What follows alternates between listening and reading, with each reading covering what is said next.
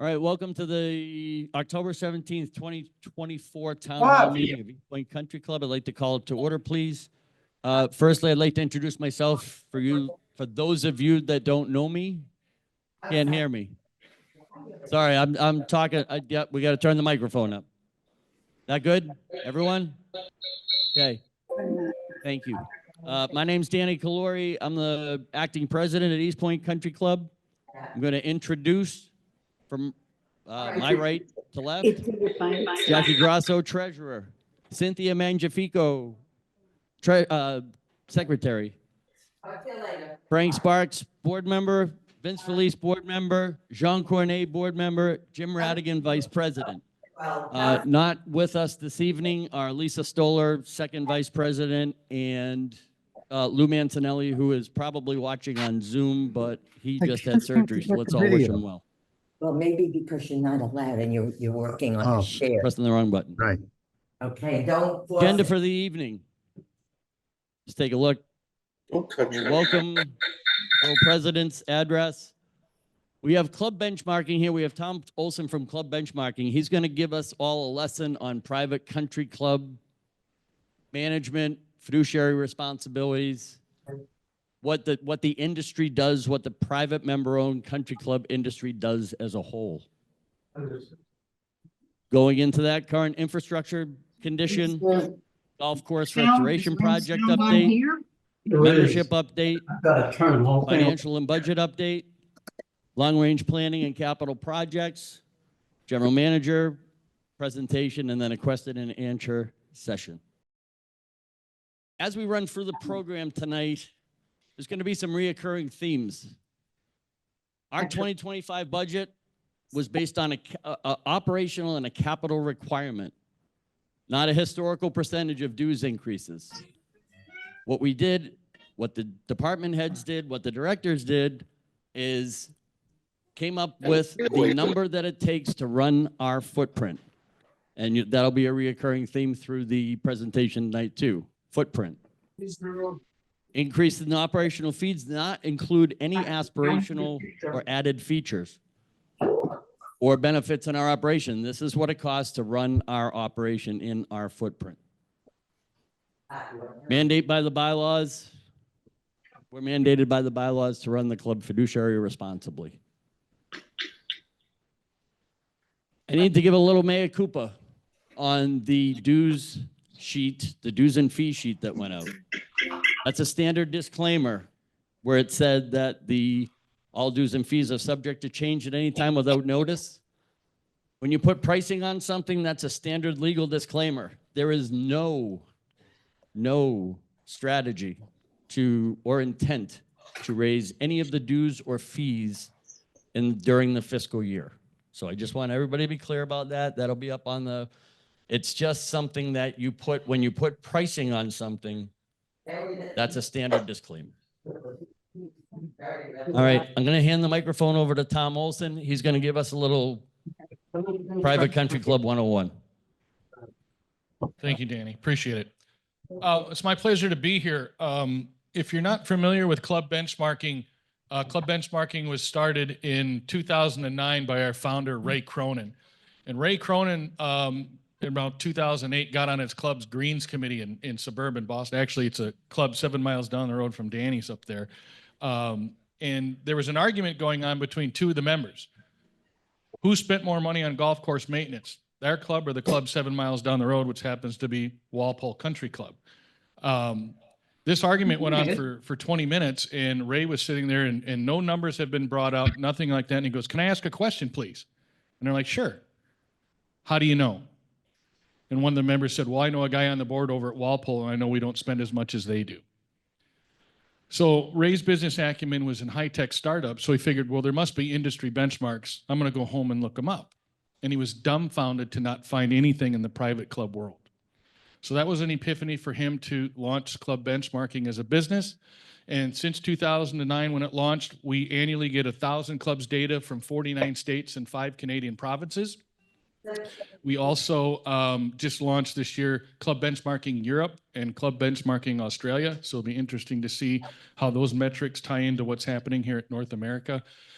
So we're founded mostly on benchmarking perspective and in terms of that, but we've expanded over that process of the things that we've learned over 15 years of studying that data. So we do compensation and benefits benchmarking. We also do real estate and demographic data. Our CEO, Dr. Jim Butler, who was a longtime GM down at Gray Oaks in Naples, got his doctoral thesis in membership motivation and attachment and loyalty benchmarking from Iowa State. So he's brought that scientific approach in surveying to club benchmarking along with employee engagement surveying. And then we also do forward-looking capital planning, which we'll talk a little bit about tonight. And then we also do lots of board and advisory services and doing town halls like this along the way.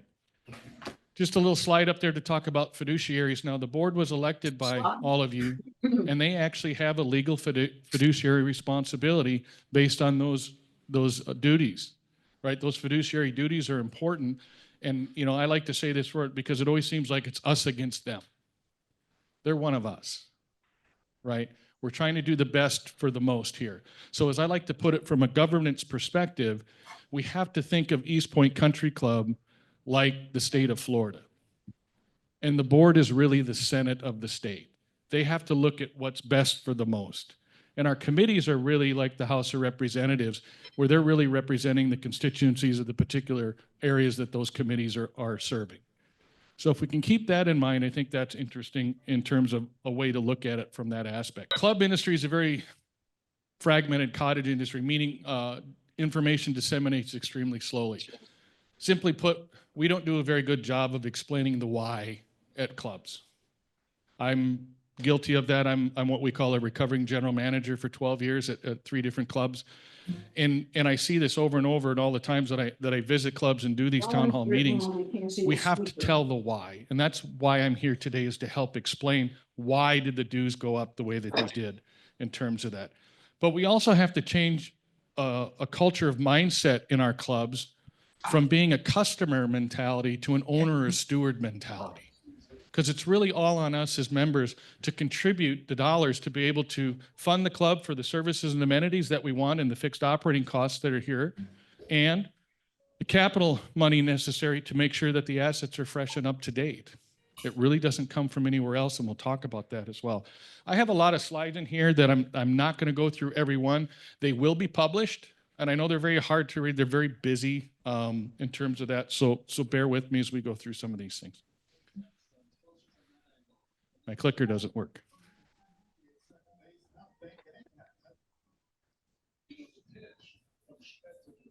First technical difficulty. Always happens. There we go. We equate the industry in really 3 buckets, the red, yellow, and green bucket. About a quarter of the industry isn't doing very well. They have a very lackluster experience. They have too few members. They have what we call a weak balance sheet. We'll talk about the balance sheet in a minute. But a lot of operational governments, meaning getting into the operations and trying to understand, where did that go? Understand what's happening in terms of that. And a lot of members that think like customers and not owners. Yeah. The other end of the spectrum is the green bucket clubs. About a quarter of the industry are in there. They have a compelling array of services and amenities. They have a wait list generally. They have a strong balance sheet. And the focus is really on how do we make the club better. And I'm going to talk about that a lot today. Is, you know, we're really living or buying a lifestyle when we belong to a private club.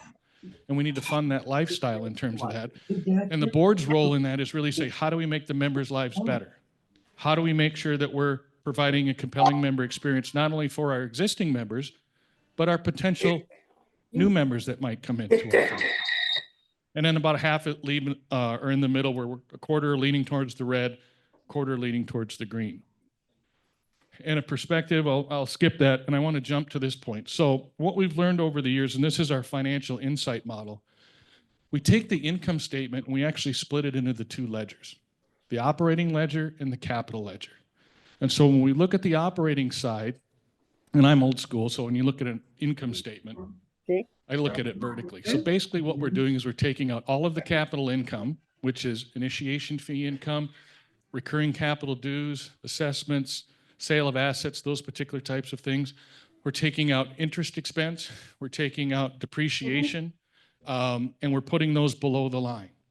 So that's what split it. So we're looking at straight operations on the left and the components of that, getting a net operating result that's circled. If there's a surplus operationally, that money's really destined for capital income. But if we're not funding operations adequately, we're actually taking from capital to fund operations. And what that does for us is it doesn't allow us the amount of money necessary to reinvest back into the club, okay, into its assets so that they're fresh and up to date. And when we look at the circle on the capital ledger side, it's net available capital. That's the amount of money that clubs generate to be able to reinvest in themselves. So when the net available capital is greater than the depreciation, our net worth increases. If it's less than depreciation, net worth decreases. And we'll talk about that in a little bit more general. So simply put, the operating ledger funds the member experience. If there's too little operating money, the member experience declines. Another way we like to put it at club benchmarking is anytime we talk about cutting expenses at a club, ultimately what we're doing is cutting the member experience, and I'll explain that in a minute. The capital ledger, if there's too little capital money, our net worth declines and our footprint doesn't expand. And I don't mean bricks and mortar expansion, but the ability to add any new services and amenities to help make us relevant and competitive in our marketplace. And our assets become depleted and irrelevant over time.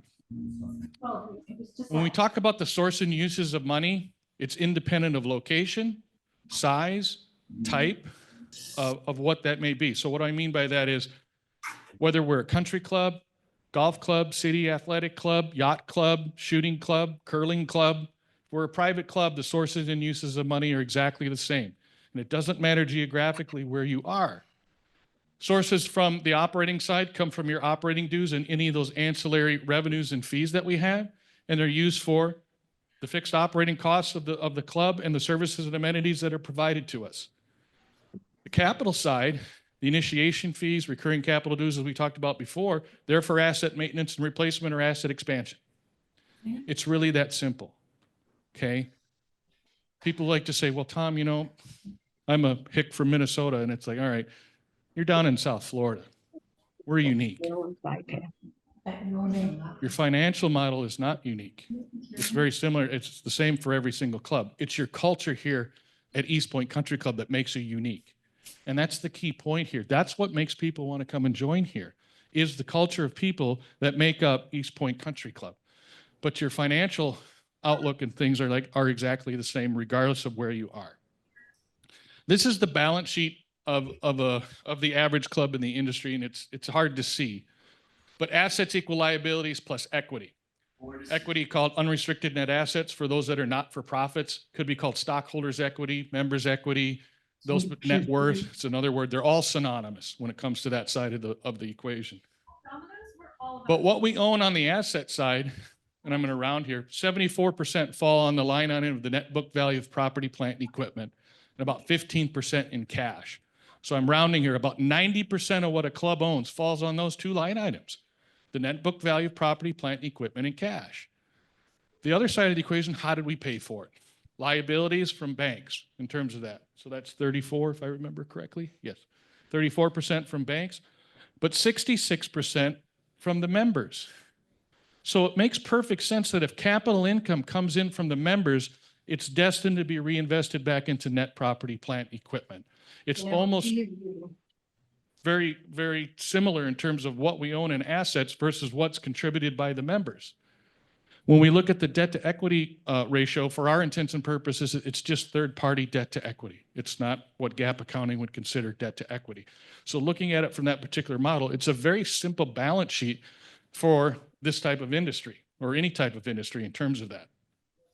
So one particular concept that we talk about are clubs are a high fixed cost business and capital intensive. Expenses are not bad.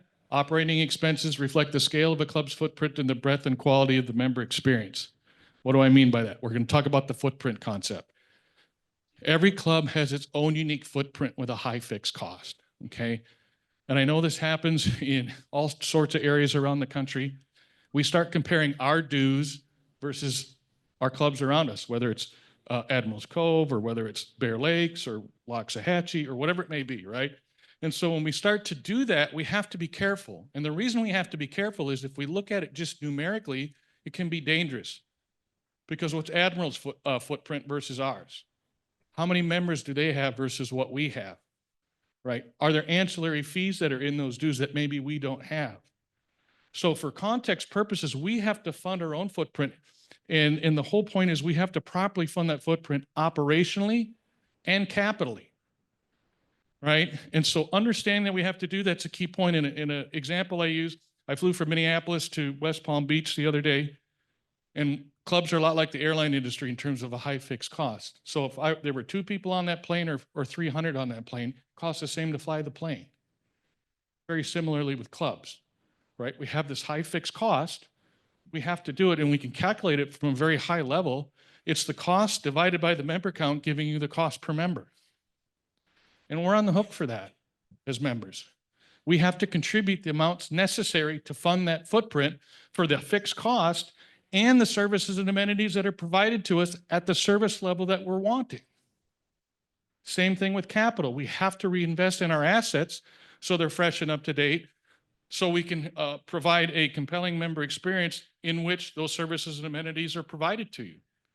Whether it's in the golf course, whether it's in the clubhouse, whether it's in rackets, whether it's in aquatics, fitness, whatever it may be, okay? So this is just a scale, and it's tough to see. And this is East Point Country Club against all clubs with golf. So I can read it here. You're in the 68th percentile in total operating revenue. And this is your 23 fiscal year. Your fiscal year ends October 31st for 24. So we don't have that data yet. So we're looking at 23. And so you're almost in that upper quartile of large clubs in the industry. I think it's important that you understand that you're not a small club. Okay. The gold line is capital income to revenue. And so you're a little bit lower than that. You're in the 38th percentile, about 1.5 million. Okay. Generally, when we look at this at club benchmarking, we would say, you're a little capital starved in this particular aspect, meaning we would like to see the percentile equal to or greater than the operating revenue. And so when we look at that, it's like, all right, how do we generate that amount of capital necessary?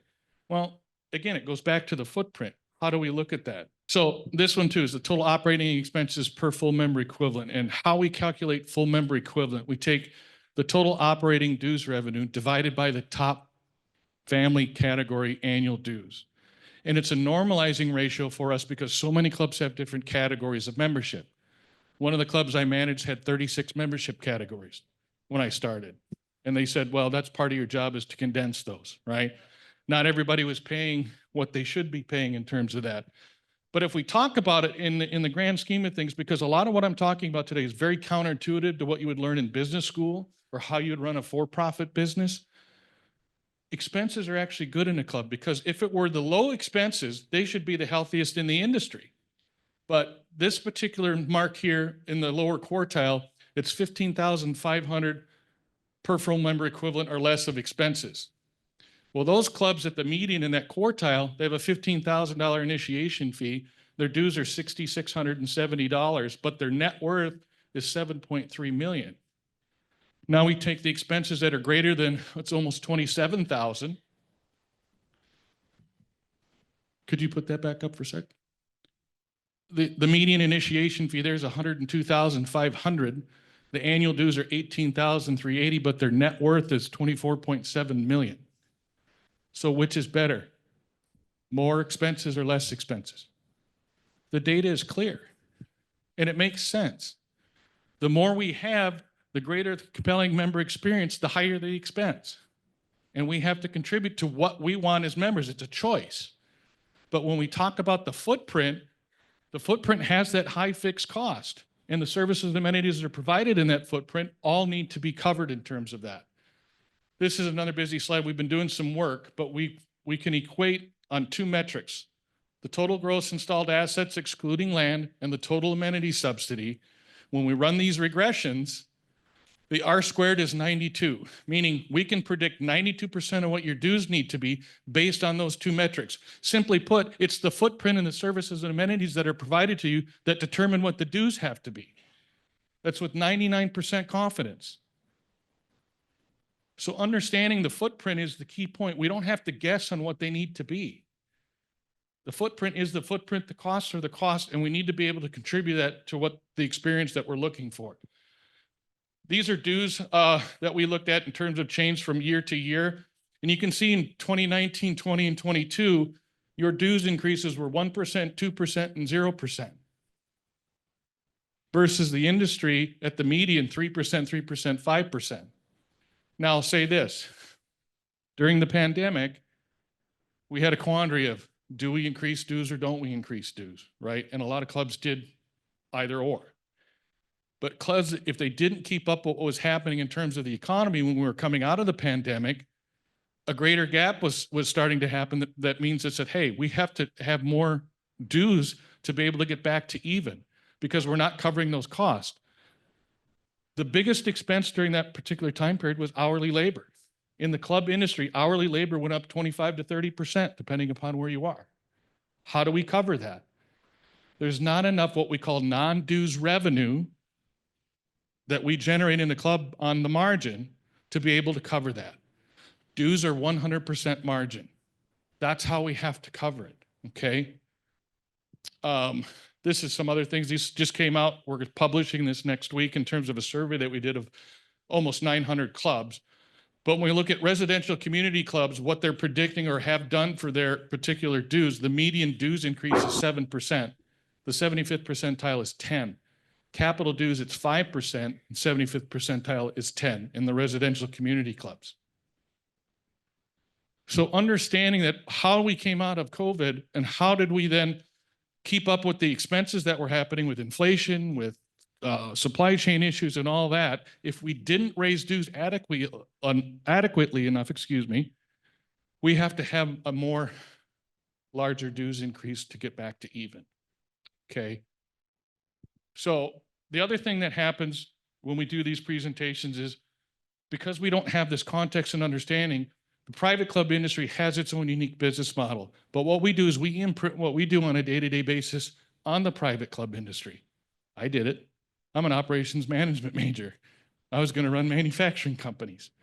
I get in the club business and they're saying, what? What are you talking about? That doesn't make sense because there's no case study in business school that tells me about private clubs. But we have to understand that the club industry has its own unique business model. Now, this is the never-ending debate at clubs, efficiency versus the member experience. If I were to poll everyone here, how many of you joined East Point Country Club because it's the most efficient club in the Jupiter market? Nobody, right? It doesn't mean that clubs were built on efficiencies. They're actually not efficient, right? But the whole point is it efficiency that we're looking at, or are we going to try to provide the member experience that the members want? And that all comes with a cost, okay? When we look at the key success factors in industry, they're different. When we talk about the commodities end of the industry spectrum, where material handling and tracking, cost management, economies of scale are important, the gross margin's 15% or less. And we look at the other end of the industry spectrum, the highly differentiated products, that's your high-end jewelry, cars, technology, those types of things. They have a gross margin of 70% or higher. Clubs overall at the median are at 60. So putting material handling and tracking, cost management, economies of scale, those key success factors for those businesses don't fit in the private club world. An example I use are watches. You can buy a Timex for $50 or a Rolex for $50,000. Do they compete in the same marketplace? No, right? Timex needs material handling and tracking, cost management, economies of scale to make money. The Rolex, that's a brand, that's an image, that's a privilege to own one. Not everyone can afford it, right? Same thing with clubs. It's a privilege to belong here at East Point Country Club. Not everyone can afford to be here, right? So clubs are more like the Rolex in that example. This is another busy slide. We did a lot of regression analysis and work on this about the effect of efficiency on the total expenses of a club. Long story short, 7.5% to 10% of the total expenses of a club can be equated to efficiency. We're not saying they're not important, but that's a tactical view, and that's Scott and his team's job to manage, right? And the biggest one that we always see is in food and beverage. I've had these discussions at the clubs I managed. Damn it, Tom, all these servers are standing around. They're wasting your money. What are you doing? But here's the thing. It's a privilege to belong to a club We don't have to make reservations, so we don't know from hour to hour how many people are going to come in. But we have to have the people available in case that happens to provide the level of experience that we're looking for. And that's the key point. That's why it's not efficient in that way. Okay, but it's Scott and his team's job to manage and say, if it's not happening, then we're going to trim that down. Okay, so I'm not saying that 7.5 to 10% of the total expenses are not important. They are, but it's a tactical viewpoint. This is the slide that really changed club benchmarking. And the blue line is the net operating margin. We know 8 out of 10 clubs set the income statement to break even, excluding depreciation and capital income. So by definition, making it the operating ledger. If it's operating money, then little to no money persists financially over time. Why? It's consumed by the members enjoying the services and amenities they have at the club. Think about putting fuel in your vehicle. If you have a fueled vehicle, you put $60 worth of fuel in your vehicle, in a few days it's burnt up, right? That's what your operating dues do in a given year. When we look at the median on the blue line, it's minus 1%. Meaning, it's not even break even, but we define break even at club benchmarking as anything plus or minus 4% net operating margin. So it can't be a financial driver. But when we look at the gold line, which is capital income to operating revenue, I believe it's 18% at the median. Maybe it's 19, I can't tell. But that's the cash that clubs generate to be able to reinvest in themselves. So it's capital income that's the financial driver of clubs, not the operating ledger. And that's a key differential in terms of the for-profit world versus the private club industry. And that's what we have to understand as members, that it's capital income that drives the growth of the club, not the operating ledger. All the operating ledger does, again, just to reiterate the point, it's consumed year in and year out by members enjoying the club. That's it. It doesn't persist financially over time, or very little of it persists financially over time. The flow of money from your dues, from the revenue, or from the operating side, you have dues and non-dues revenue. What's non-dues revenue? Again, it's the ancillary fees that you may be charged, range fees, locker fees, cart fees, trail fees, but on the ancillary revenues that we get from the amenities, specifically more so from food and beverage than anything. But they're consumed by the operating expenses and the footprint that we have, and little to no money persist. On the capital side, recurring capital dues, assessments, initiation fee, they flow in as an increase to net worth, which can then, you can invest in what we determine and define as obligatory capital, which is your existing assets, any aspirational capital, which are things that you currently don't have that you might want, increase your cash reserves or pay down debt. And they manifest as the strength of your balance sheet and the physical plant that your services and amenities are in. So that's why it's capital income that's so important here. This is a quick chart. I won't go through it too much, but this is the average tenure of a member at a club is 20 years, and we've known this for a while. And this is the difference over those 20 years if we increase dues, 2% or 2.5% over those 20 years. To the member, it's $70 a month. But to the club, it's $12 million more in physical assets and or less debt. It's the power of compounding. It can also have the power of negative compounding. When we don't raise dues, it takes a significant dues increase to get caught back up. And that's where we're sitting today, okay? 85% of what you pay over those 20 years flows through the operating ledger. And again, you get something for it, the member experience, but it doesn't persist. 15% flows through the capital ledger. That manifests as the state of the physical plant and the strength of your balance sheet, right? So pretty quick.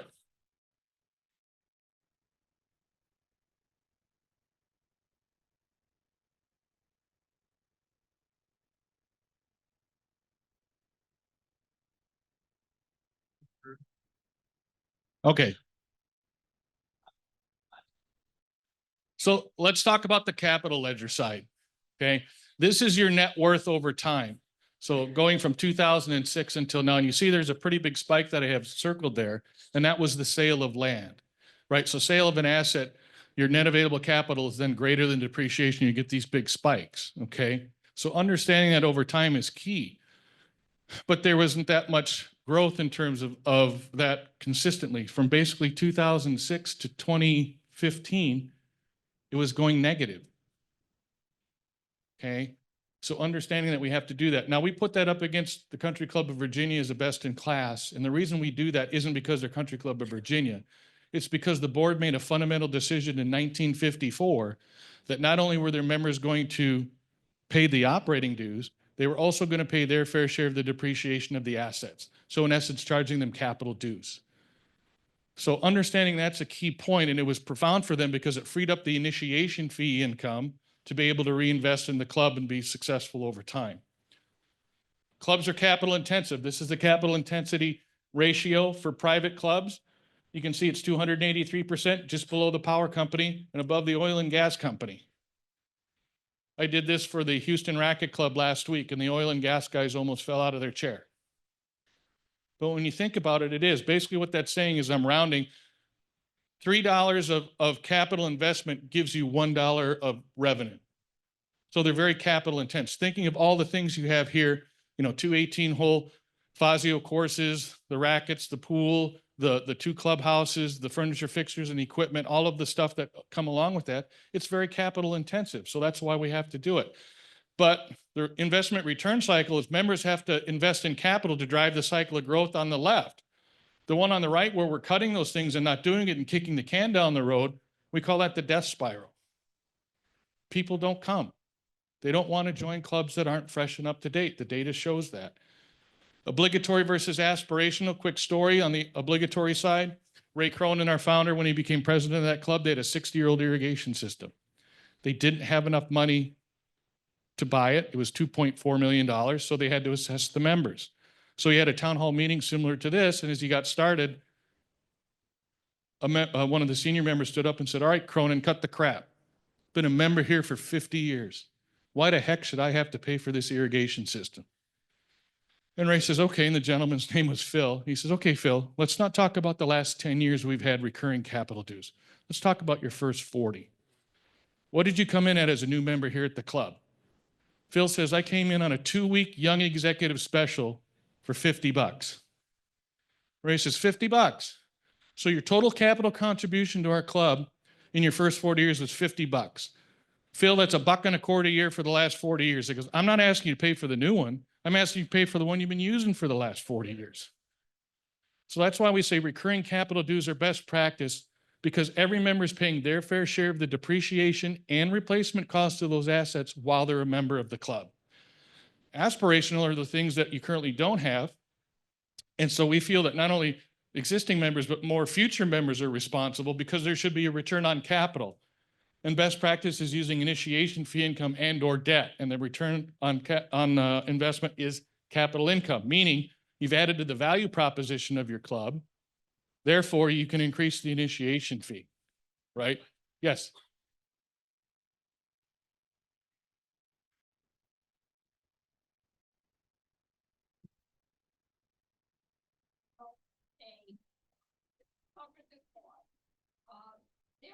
Yes. She said, "Have I ever managed a club?" Yes. That you had 1,000 members and 40% of them didn't pay their fair share per se of the operating to fund the footprint. I said, yes. 2/3 of the industry are what we call undercapitalized. We have a lot of fragmentation on the operating ledger side because of the differences of categories. And it really comes down to, what's the fair? Is everyone paying their fair share? That goes back to that owner-steward mentality versus the customer mentality. Now, I understand you have documents that say certain things that have done when the merger happened and that type of thing, but that's kind of what we're stuck with at this point, right? So we have to understand, how do we move forward from this? Because the key point to this is we can't keep losing money operationally, because then we can't fund our future capital needs. Does that answer your question? Yeah.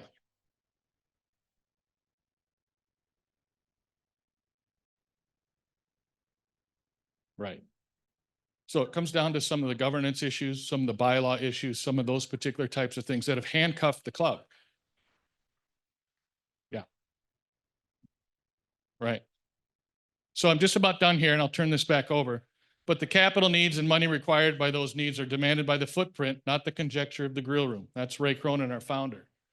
We have to understand these concepts because we're all members in this together in terms of that. And I'm going to skip down here. So when it comes to capital finance, unfortunately, you can't have too much capital.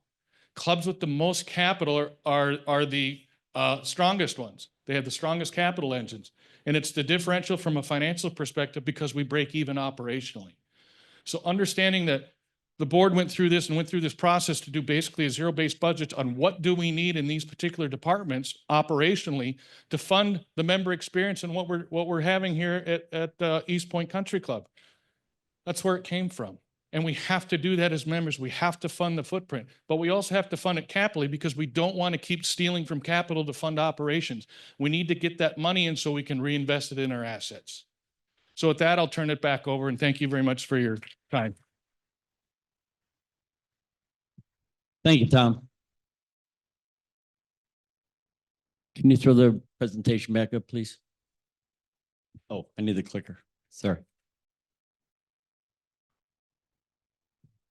All right, I'm going to hand this over to Vince to give you a little insight of where we're at and what we need to repair. Thank you. Good evening, everyone. More on capital repairs and depreciation. You know, underfunding our operations and taking from capital has been a commonplace thing here for probably 50 years. I've only been here 12 of those. You know, the cycle that we're in, we're breaking out of this year. The 2025 budget, you've heard that it's a zero-based budget. And what that means is that we're not providing anything extra in 2025. We're just continuing to provide what we had in 2024. Some of us may want more, but this year in 2025, we're not going to get there. We're going to continue to maintain at the level that we're at. So workspace depreciation. A lot of our facilities are in a great state of disrepair. The West Course Workshop Board, we have an outside unit that we have to have a garbage can under to catch the water that drains from it. It's pretty shameful, actually. The West Course Workshop Board, in the maintenance building on the, just as you come in the Donald Ross guarded entrance. The West Course break room, where we probably have about 30 employees, over 30 employees that utilize that break room for lunch. It's in original condition. That's not a positive thing. There's no sink in there, and these people are coming in off the golf course. They need to be washing their hands, things like that, and that's the condition of it. The East Maintenance Building.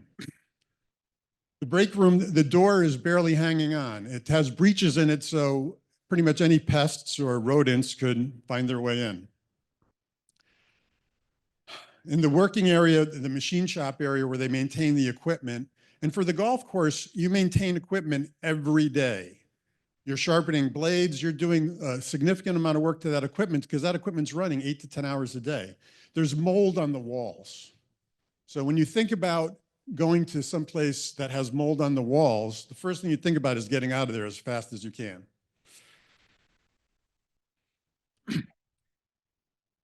This is the break room for our bag people, the bag guys and the people that work around the clubhouse. It's in the basement down where the bag storage is. I don't know if anybody's ever been down there. Our laundry facilities are, I think we got those off of Facebook Marketplace. We got a good deal on those, but someday we're going to get big boy washers and dryers. The East Clubhouse.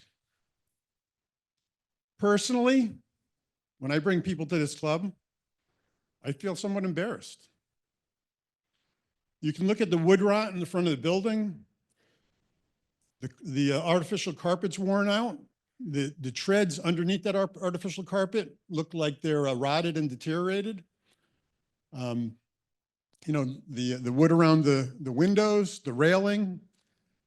It's really unfortunate that because of our past practices of taking capital and using it for operations, we haven't kept up with the maintenance. What's much worse than that, being a frugal guy that I am, to me, is that when you have a problem and it's a small problem, it takes a small amount of money to fix it. You ignore that problem, it takes a little more to fix it. You ignore that problem a long time and all of a sudden it's a big problem, it takes big money to fix it. The East Club dining room. Here we are. Can't read that. So, the stained screens, the bar doors are broken, being held by a rubber band. The grill room chairs. Now, when we got those secondhand, they were in pretty good shape. Okay, thank you. I stand corrected. They were awful from day one. The people we got them from could have been nicer to them. The tables are old and scuffed. The screens in the dining room are stained. And we need a door from the grill to the dining room to eliminate using pipe and drape, which is very uncreative. I'm not sure about that one. The East Clubhouse offices and lobby, as you can see, the furniture is old, the carpets are stained. Kind of looks like a frat house, right? Let's see, here we go. So the other thing that we don't see when we're here,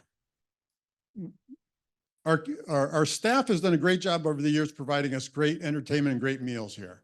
They've done it with kitchen appliances that are very dated. A lot of them are at the end of their useful life and need of major overhaul or repair. The ladies' locker room, I haven't been in it, but I've heard about it. There's plenty of opportunity to modernize that. If it's anything like the men's locker room, the last renovation was during the Carter years and things were done, you know, we were fortunate prices were low then. The outside flyer board next to the pro shop, my last guest here asked about it. Fortunately, we can hold the door closed with a rubber band. We just have to change a rubber band once a month. The east parking lot, anybody that's parked there, the severe cracks, we have potholes in there. And everybody from up north knows the pothole story. How it happens in Florida, I'm not sure, but lots of broken curbs there as well. I'll try to be quick going through this slide. Another thing about the West Course Maintenance Building, when it rains, it truly rains inside. It's a very leaky roof. I already mentioned about the doors have large gaps, allowing bugs and rodents in there. Everybody wants to live in Florida, including all the rodents and bugs. The AC is failing. The flooring and walls are rotting and at risk of failing. Very dangerous situation for our employees. You know, floor rots and potentially you step through that floor and you can get seriously hurt. The fertilizer room has a broken garage door and compromises the storage of expensive fertilizers, which unfortunately, once it compromises them, decreases the strength of them and it's a waste of money. We're wasting money. The chemical storage and containment area is failing and is a human and environmental hazard. Lots of chemicals go onto the golf course to maintain it and keep it playable and keep it green and keep our experience good. And most of the West Golf Course maintenance equipment is well past its useful life. When it comes to equipment, the life cycle of equipment is very definable.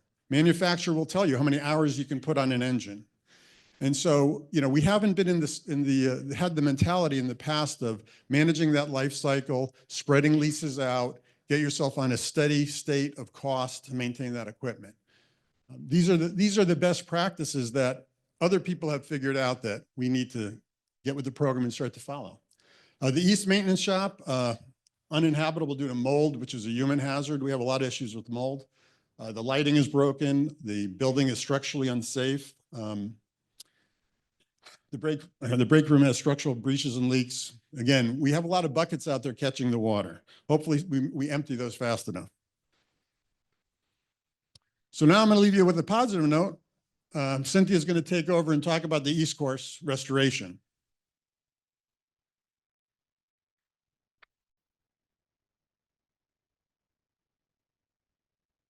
I get the happy job of telling you some happy news. My name is Cynthia Mangiafico. I am chair of the Green and Grounds Committee, and it has been an exciting summer to watch construction reveal our newly restored East Golf Course. I'm extremely happy to report that we are on time and on budget. This chart shows the restoration project monies that were collected, to-date expenditure, and funds remaining. Everything on the East Golf Course has been planted as of 2 weeks ago, before Milton came through our area. Now we wait for the grass to grow in, and that is honestly up to Mother Nature. We are still planning a February 1 opening, but that can and may change depending on the weather we experience for the fall season.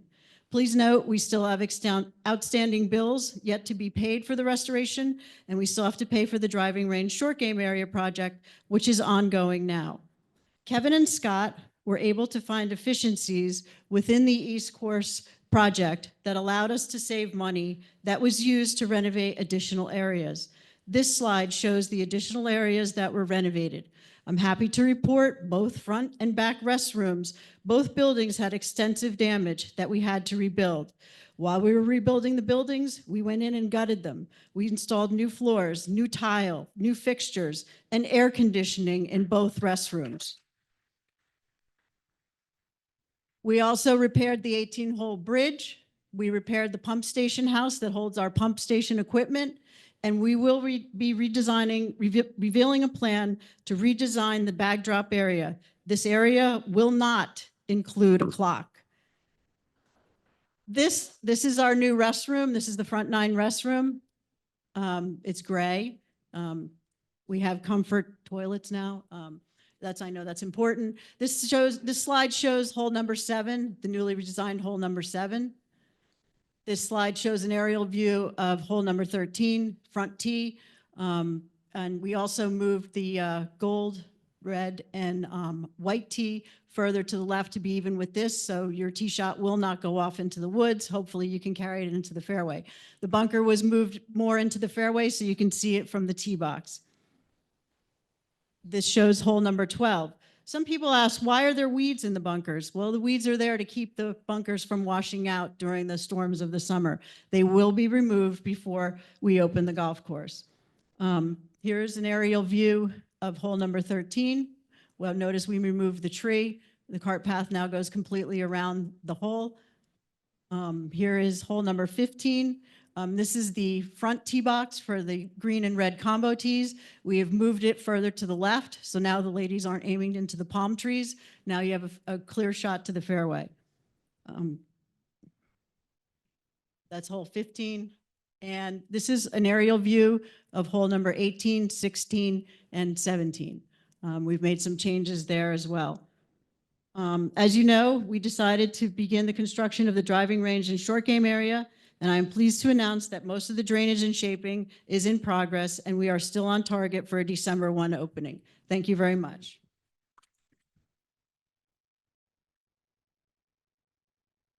Thank you, Cynthia. So that's great news. We're on time, we're on budget. Membership update. Well, Vince, you're back.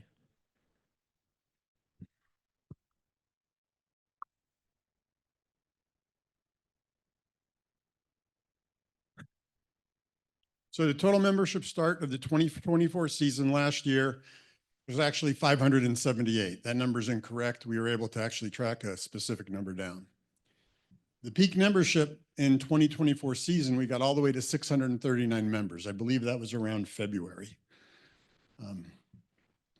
The total membership projected to start the 2025 season, which is November 1st, is 550. That's adjusted for downgrades to RSM, RSMs as well. So it was an effective number of memberships. Primary drivers for the resignation factors. Number 1, the golf course restoration project. We saw more than 20 resignations right out of the gate with the project for whatever reason. The next one was the dues increase. You know, unfortunately, we're in a situation where we have to run on a balanced budget, and we had to take a big dues increase this year. All of us, everybody on the board, everybody in the room.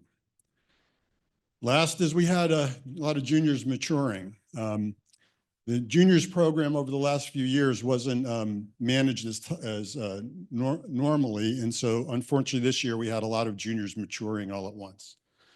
So unfortunately, some of those have decided to leave.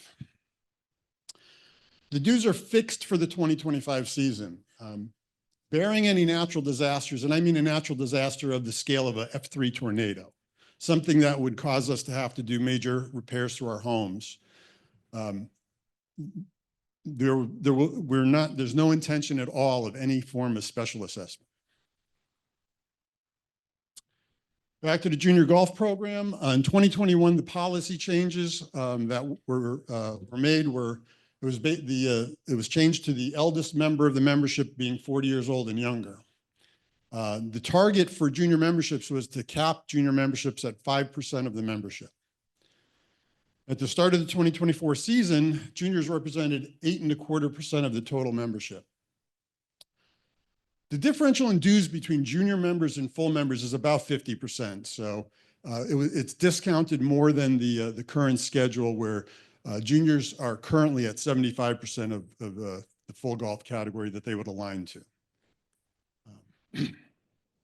For the 2025 season, 33 juniors that matured into full golf. So now we're back down to the juniors are going to represent roughly 3% of the total membership.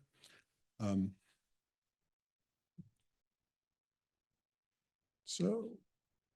going to continue with this. This is the East Clubhouse roof restoration.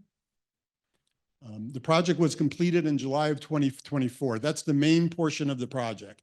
They came, they cleaned the roof, they installed the silicone coating, complete sealant of the roof. I got to go up there to do the final inspection. I was up there 1 o'clock in the afternoon in July. The roof was cool to the touch. I was amazed. It was really very interesting, far from my expectation. But the roof was actually cool to the touch. And so when you think about that, the efficiency that brings, I mean, the amount of heat that we take from the sun into the building that causes us to expend additional air conditioning and make up for that is significant. And so the roof, this new roof coating that we have is highly efficient and will save us money moving forward. It's durable, longevity, 15-year warranty. We're following in the footsteps of Verizon, Florida Power and Light, the Wellington Mall, other country clubs in South Florida. So we are not the pioneers here. We're learning the lessons that they learned and reaping the benefits of that. We've purchased a maintenance plan with that. They're going to come out every year, inspect with a complete pressure roof wash, and then they'll patch as needed. Now, patch isn't really the right word here. What they'll do when they come out and they clean it, and with their inspection, they'll be able to identify any areas that look like they may have a little bit of deterioration or aren't up to snuff, and they will apply additional coating to that. This material, the coating, will bond with the old material. It will not be a patch on top of another layer. It will permeate itself into the existing layer and maintain itself as one complete seal. Cost-effective, sustainable savings from the initial proposal was over $1.2 million. The initial proposal we were looking at was we were going to do a complete roof replacement. They were going to do it the old school way, tear off the old roof, a lot of tar, a lot of people on site, and very expensive. So being that the roof was structurally sound, we were able to take this approach, and and with the maintenance plan, it's a great strategy for the next 10 to 15 years. They'll be coming back now that we're going to be completing all of the AC work. There's just a few last details left for the AC work. When the AC work is done, they'll be back and they will be putting an additional layer of the coating around every AC unit and putting some aggregate down to create a better surface for the people that come out to maintain the AC units. So in effect, they'll be building up the areas that have traffic on them. So we enhanced the energy efficiency, the durability and longevity with the 15-year warranty, the savings, and the full life cycle maintenance plan made this a big win for the club. Air conditioning. 11 of the 14 units on the roof of this building were replaced. We did donate one of those to the Smithsonian. It was an original air conditioner. And that's air conditioning and heat. We do need heat here a few days a year. When I went up there to look at the initial contractors for the roof, some of the air conditioning units were sitting on pieces of wood that weren't even secured to the roof. I'm surprised none of those air conditioners blew off in a storm, but anyway, so they built them all up to code, every one of them. And so, it's a complete job, and it should prove extra reliable over the course of their life, improved efficiencies, insurance. Total cost of the air conditioner replacement was $179,000 for the 11 units. So when you look at where we were and where we got to, the roof was roughly $77,000. I think it was actually $3,000 higher than that. I don't have the last final figure on that. And then the air conditioning replacement being $177,000 for a total cost of $254,000. We had projected in a $1.5 million project, so we saved $1.25 million.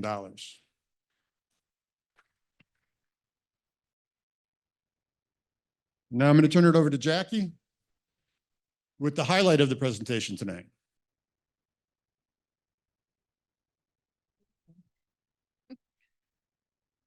Okay, clicker, green button, this big one? Mhm. Okay. Podium. Good evening, everyone.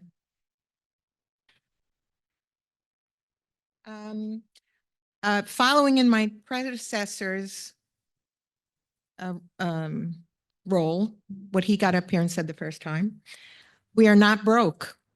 I just checked the bank balance. We have $1.9 million in our bank accounts as of this moment. I don't say that for applause. It's just a fact, because again, we have so many rumors and stories and all kinds of conspiracy theories, and we just need to stick with the facts. Operating? No, it's all of our accounts. Before I start with the slides, the financial statement conversion was a long and arduous process. We faced numerous obstacles, but we believe that the benefits of being self-managed will far outweigh the angst we have gone through these past months to reconstruct our financials. We've added departments for more clarity. We've made reclassifications within departments to more clearly reflect our financial position. It is with regret that it has taken us this many months to just report on July, but we've gotten there. We're still analyzing the financials. There's still some changes to be made, but I believe they are material correct as of this point in time for the end of July. You've heard numerous times that a different approach was taken in preparing the budget. I believe it is most important to note that a budget is a guideline. It is based on expectations. We will be monitoring it closely, looking for efficiencies in real time. And again, this goes back to the advantage of being self-managed versus having a management company. So this is our budget for the 2024-2025 year. We have dues of approximately $11 million. This is based on the membership count of the number of members that are leaving and the number of expected members that we anticipate coming in during the year. We've used realistic and not pie in the sky estimates for that, but they are estimates. So when you're talking about financial numbers, a lot of things can change. Our operating revenues, food and beverage, golf, fitness and racket, we expect to bring in $6 million or close to $6 million. Our cost of sales, which is our food and beverage expenses of $1 million, brings us to a net operating revenue of almost $16 million. On the operating side of things, our food and beverage is $4.6 million, golf 1.6, fitness and racket and so forth, membership and marketing, golf course maintenance. Just because we have a new course actually takes just as much, if not more, in expenses to maintain that brand new course. Our G&A expenses and clubhouse maintenance, that's one of the new categories that was previously lumped in with G&A, but it's important to know the costs of maintaining this building. Total operating expenses then total the 15.8 million because this was done on a zero-based budget.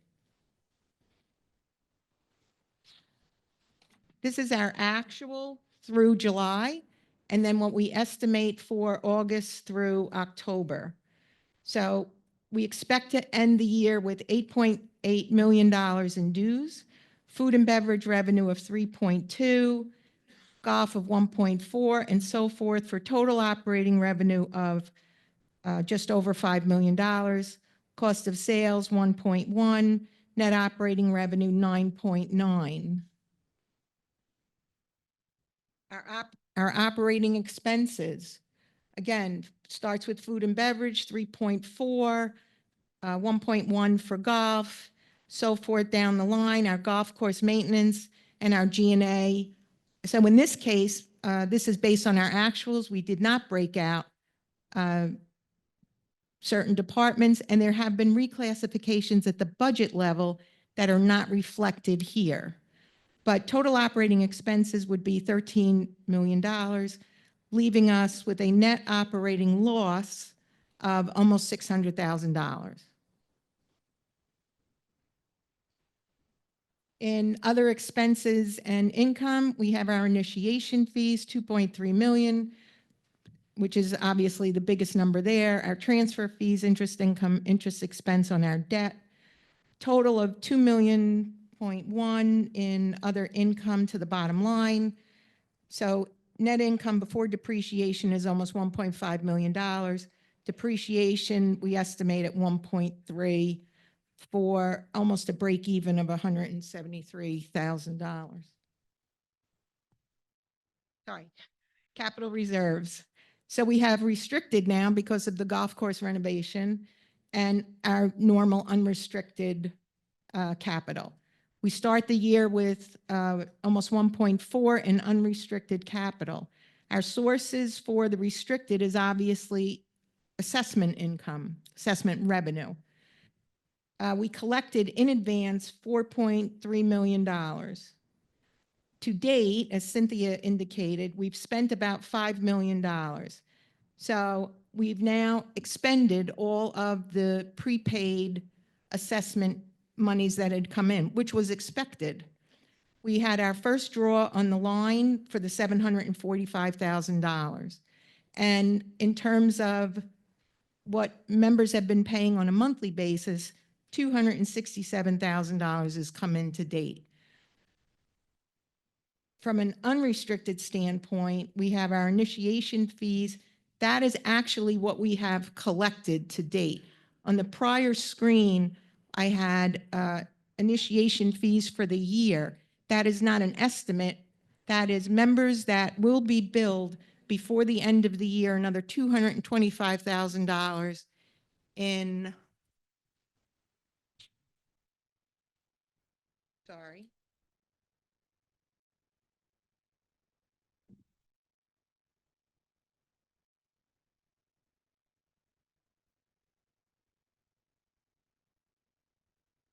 I'll go back to that in a second. Our monthly capital dues to date is $532,000, and other would be the transfer fees, interest income, and so forth. So that's $2.8 million as a total of source of funds. Our use of funds would be our projects, other capital expenditures, so that really pertains to what we do in-house, and our debt service. All of the projects for 2024 have been completed. So we should end the year with an excess of this 2.2. That is where we stand today. This is a schedule of our long-term debt. We had an initial refinance. Principal on that was $2.6 million. It's a 4% rate. It matures in 2036. Our current principal balance on that is 2.2 million. The interest that we have paid on that since inception is 308,000. Future interest is going to be 567. That's a total of $875,000 of interest above paying off the principal. Also in June of 2021, there was the construction loan for the Point. That was $5 million. Same thing, a great interest rate of 4%, matures in 2038. Principal as of now is 4.6 million. Interest to date on that is 325,000. Future interest is 1.4. Total interest is 1.7. We did not include in here the interest in the pre-construction phase.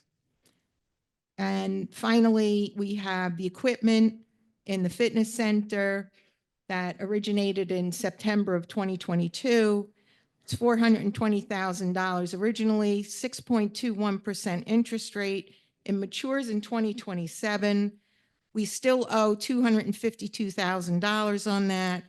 Interest to date is $45,000. Future interest is $24,500 for a total of $70,000.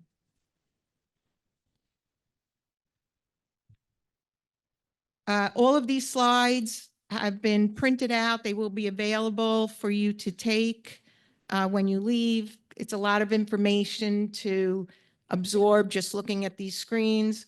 So feel free to review them, put together questions, and then email us, and we will respond accordingly. Sure.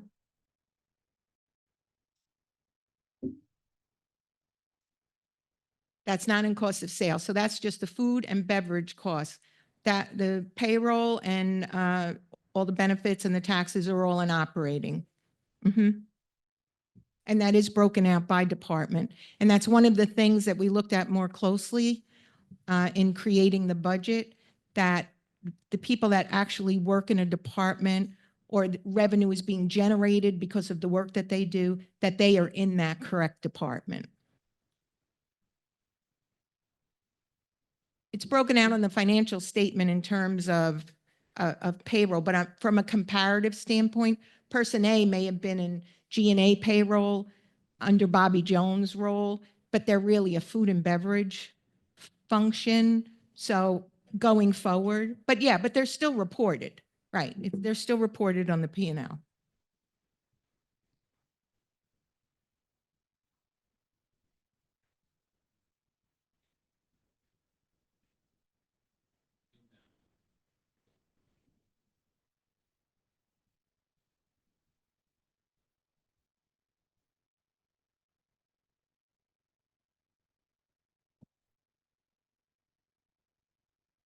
He's asking, I'm looking at Vince because Vince knows these numbers, I think. So Jeff, just to be clear, your question was how many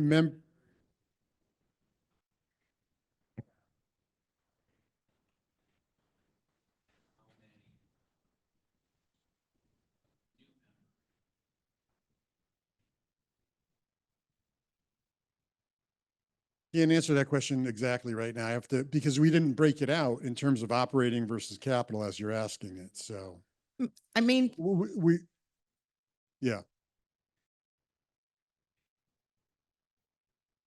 Right. And I believe on the prior slide, we had a slide on that. I thought it was 580 or 550. 550 is what we're starting the year at, correct? 550.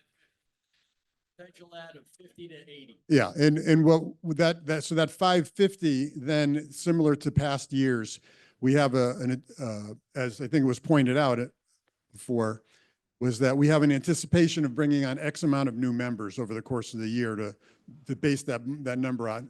So I think the actual number was 590, 580 or 590 in terms of total number for the year to base that budget on.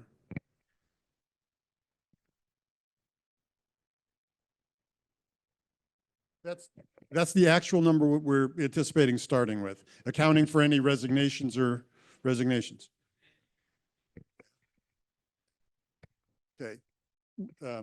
I have when when I step down, I'm going to go check my numbers after the next presenter. I'll come back and give you what we started with, how many we accounted for we're going to leave, and how many we accounted for that we're going to come in during the year.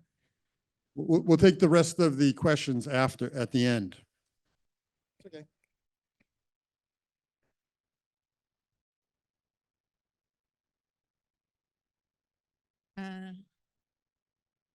No, go back.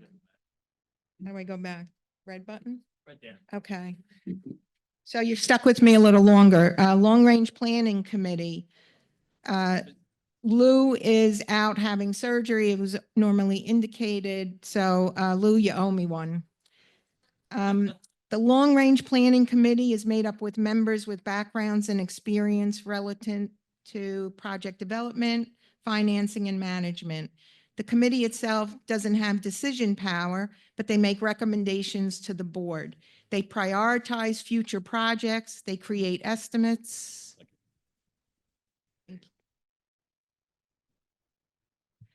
They use a conservative approach, and the goal is to maintain a minimum capital balance of $1 million.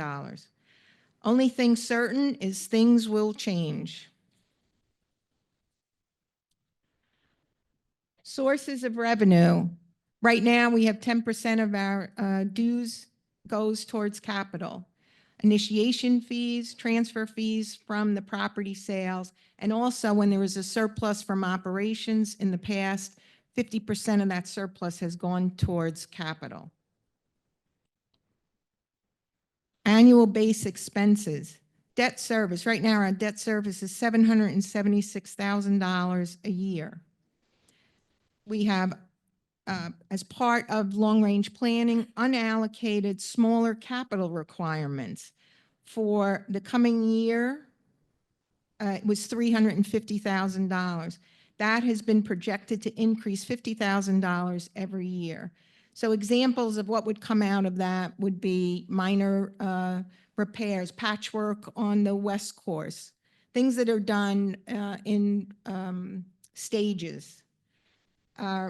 Also to put aside $100,000 in a reserve fund each year, not to be used, but to be accumulated.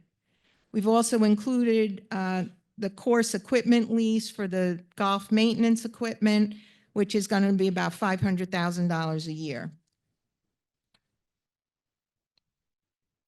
And here's the upcoming major project list. We included what happened in 2024. So that would be, as Vince talked about, the roof, the HVAC upgrade. There's also the culverts on the West Course. Security cameras were installed throughout the property. In 2025, East Club renovation work is scheduled.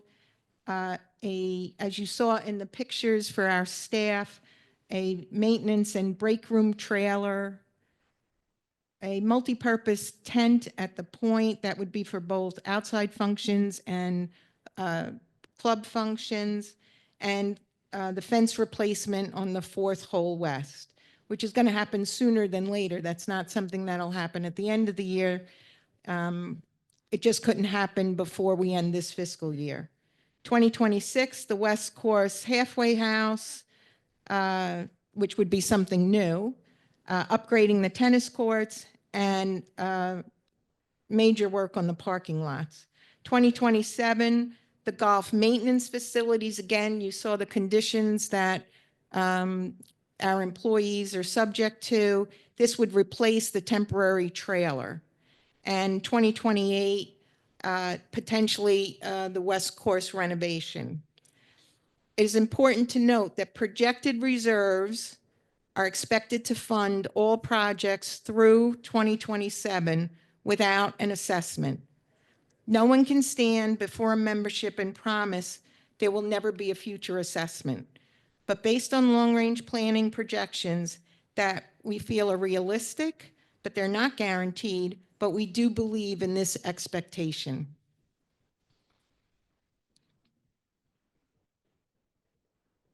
Thank you. Thank you.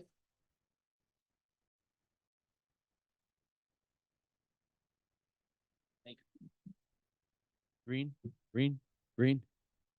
Going. Thank you.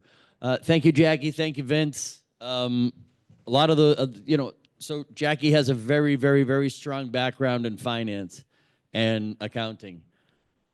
Vince just does everything. Vince, if you ever walk in the office, Vince is there.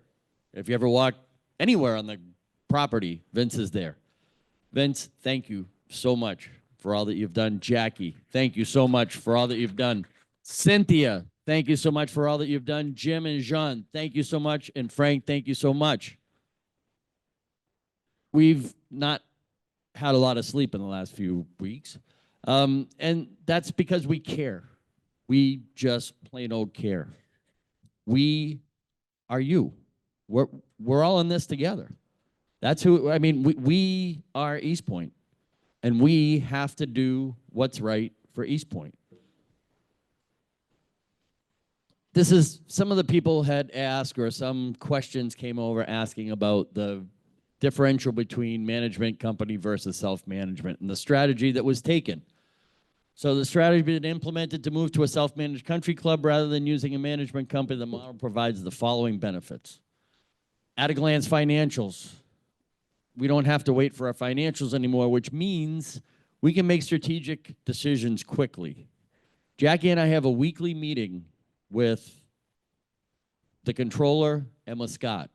We will be able to see on an as-needed basis if something's happening that's going wonky or something, we can react quickly, whereas before we couldn't react quickly.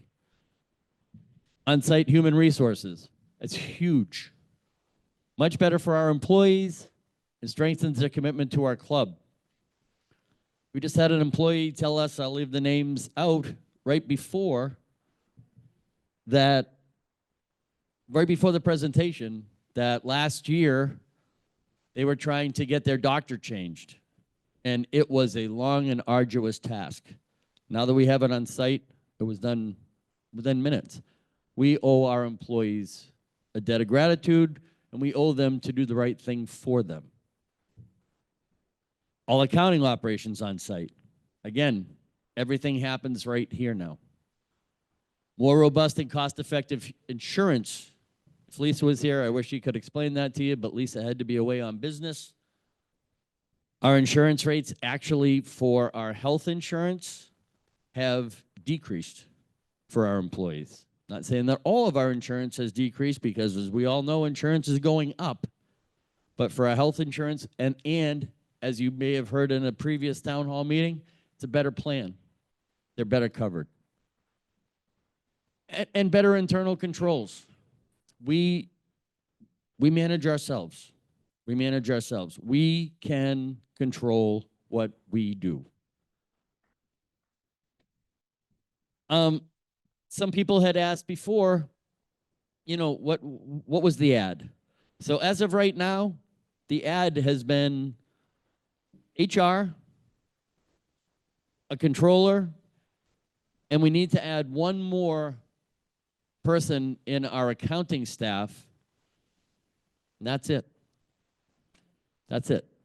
So it's not a huge director ad. It's not a huge employment ad. It's not a huge operational people ad. We've added what we've needed to, but it's not all that many people. So that's that. Oops, clicker. No, it's not. Scott's got slides. Oh, okay. Oh, okay. All right. Now we have a GM report.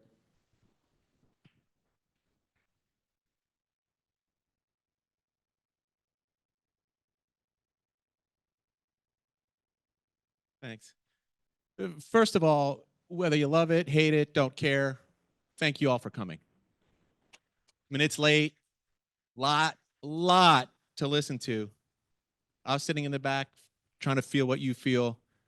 There's a lot of questions. And so again, I really want to thank you. Also, the board of directors, I think it's my 9th month or 10th month, and we've had some change. There's been some change in presidents, change in sort of the way it's organized, and they pay to do this job. I was thinking about that. So they're members of the club, and getting to know them individually, I'll tell you this, whether you agree with them, don't agree with them, like them, don't like them, they all work really, really hard.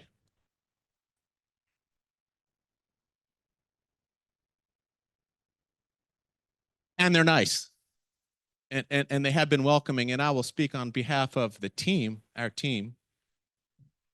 They've been very supportive. So that being said, I don't know if you know what a paradigm shift is. Most of you do. It's when something happens, you have a strong belief in something, and all of a sudden something happens and boom, you're thinking the other way. This morning I was getting ready to get out of bed, dreading it. For the last week, people have said, oh, I bet you're hating coming to this meeting. It's going to be awful. The people are going to be miserable. And that started to sink in. I have a 4-year-old who was in bed with me. And he's been here a few times, and he thinks that this is the greatest place in the world because, A, he gets to go swimming, he gets to ride in the golf cart, and he thinks that's what this all is. And everybody's nice to him when he comes, and he has a great time. So he always says, when are you taking me back to East Point? So this morning I woke up and I was really thinking this, and he always wakes me up and he says, wake up time, time for shoes and socks. And I was thinking, oh God, this is the one day I don't want to wake up. And he said, are you going to East Point today? I said, yeah. He said, you're so lucky. And all of a sudden I realized he's actually right. Up until like 4 days ago, it was just the greatest experience, and I always felt good about going to work. If you like your job, you're just really lucky. And I really do. This is a blip in time. It's just a blip in time. And I'm really glad that I get to be part of it. When I came here, I was here last year. I wasn't employed yet, but I was here at the meeting. And I remember last year, Frank Sparks had a referee uniform on. Referee uniform, and they asked me to speak, and I said, oh, I don't know what to speak about. I don't know the people. They said, it's very contentious here. People are very angry at each other. It's the Hatfields and McCoys. I didn't even really understand this. And so here we are almost a year later, and I thought, coming here, that this was going to be the same experience. I guess in questions and answers, it still might be, but I haven't felt that. And as soon as this meeting started, and you all started coming in, I was talking with a lot of you, it just really reminded me of how lucky are we? This is your life. Think about where we are in the world. It's just great. I get to come to a golf course every day, have this great food, talk to people from my job, and you get to do it. I don't have to come here. I get to come here. So I really want to thank everybody for that. So are those slides ready, Angela? I don't have a clicker. Frank, can you? Okay. So the first thing I want to say is you're invited. And you're invited to know. You're invited to know what I know. Everybody, a lot of people, some people talk about, well, there's no transparency. Everything's not true. We don't know what's going on. If you want to know, you can know. And what I mean by that is, we had a directors meeting today. We have one every Thursday. And I said, hey, what are the rumors you're hearing, guys? Next year, there's a $40 million clubhouse renovation. This year, there's a $1,500 assessment per member for the operating loss. These are rumors. I'm not saying these are rumors. Half of the staff is being laid off. People were worried about that. We're building a $100,000 clock. That's another one. So where do these things come from? At the bar, when you talk to each other, in your homes, on the golf course, in the locker room, card room. And then they take on a life of their own, because I know, as for myself, if we want information and we don't have information, we just fill in the blanks. We create a narrative to fit our belief system. The place is going out of business, you're bankrupt. I don't think so. In fact, I know not. So when I say you're invited, what I mean by you're invited is if you really want to know the truth and you want transparency, I'm inviting you to make an appointment. Come see me. I will share any information that I have with you except any individual's salary or payroll. I'll share departmental payroll, any budget information, where we are, whatever you want to know. Not things that I'm guessing. If I don't know, I'll tell you I don't know. I'll tell you the truth. You might not like it, but I'll tell it to you. So now I'm turning it around. So now anything that's not transparent, anything that you don't think is true, any rumor that you want to spread, it's on you. It's not on them anymore. It's not on me. You are invited.